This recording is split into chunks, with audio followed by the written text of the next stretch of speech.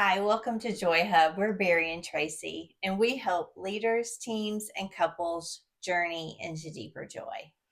Yeah, and we're in this series that intuitively kind of seems like it might not fit with a channel like this Yeah. related to joy because we're talking about dealing with conflict, but it actually relates very closely because in learning to be more skillful and even just having a heart that really wants to grow in this area, you're protecting your relationships, and in so doing, you're protecting your joy. And so today we want to just share some of the different sources of conflict. Now, there's a ton of them, Hmm. and we just want to hit four of them. Yeah. And the first one is poor communication. We actually have a series on this in Joy Hub.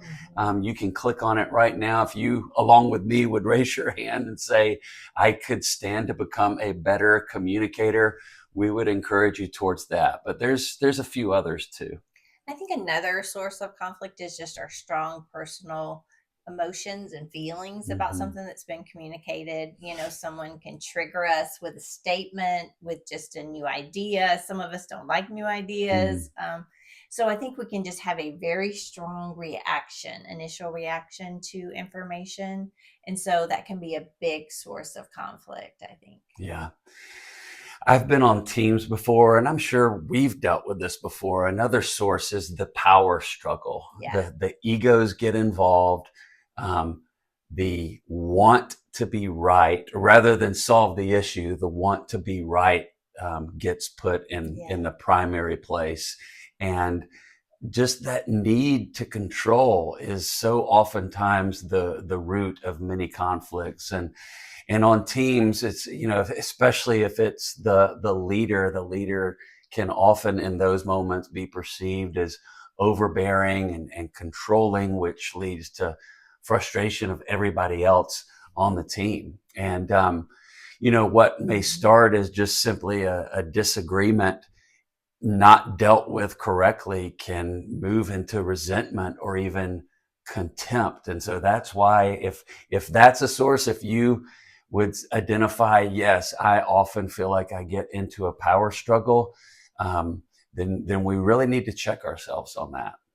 Yeah, that's true. I think another one I would say is just general misunderstandings. Mm, You can have an expectation about your time or goal or whatever you're into, and the other person may communicate it in a different way, and it just yeah. results in a big misunderstanding.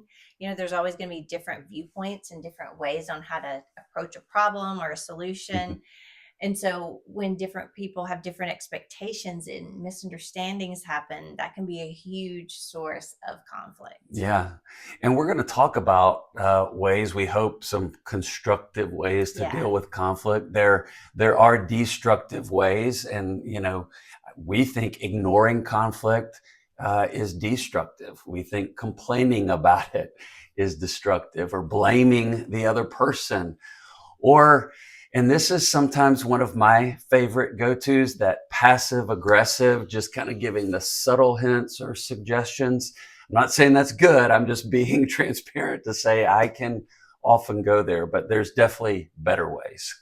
Yeah, and I would say there's nothing worse than being in conflict with someone and you're both just giving each other the silent treatment and it can just go on forever. And so I would say Yeah. a better way to approach it is just be direct. I can tend to avoid this, but rather than it dragging on all day, if you just bring the issue up and Yeah. address it and confront it, then it can get to a resolution a lot faster. So I would say be direct, try to clarify, and that goes back to what I was saying about misunderstandings. Clarify what you understand, what the other person understands. So be direct, try to clarify what is the issue here, Mm-hmm. and make the issue the objective, not each other going against each other the objective. And then you can try to attempt a resolution, that you both can agree on, that works for both people. So those would be better ways to handle conflict.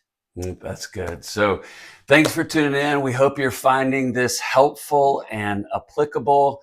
And coming up over the next few episodes, we're going to be talking about other ways we're prone to handle conflict. We'll be talking about the avoider a little bit more. We'll be talking about the competitor a little bit more, the accommodator, the compromiser, and finally, the collaborator. So I hope you'll tune in for those. Thanks, and we will see you guys soon. Thanks. Bye.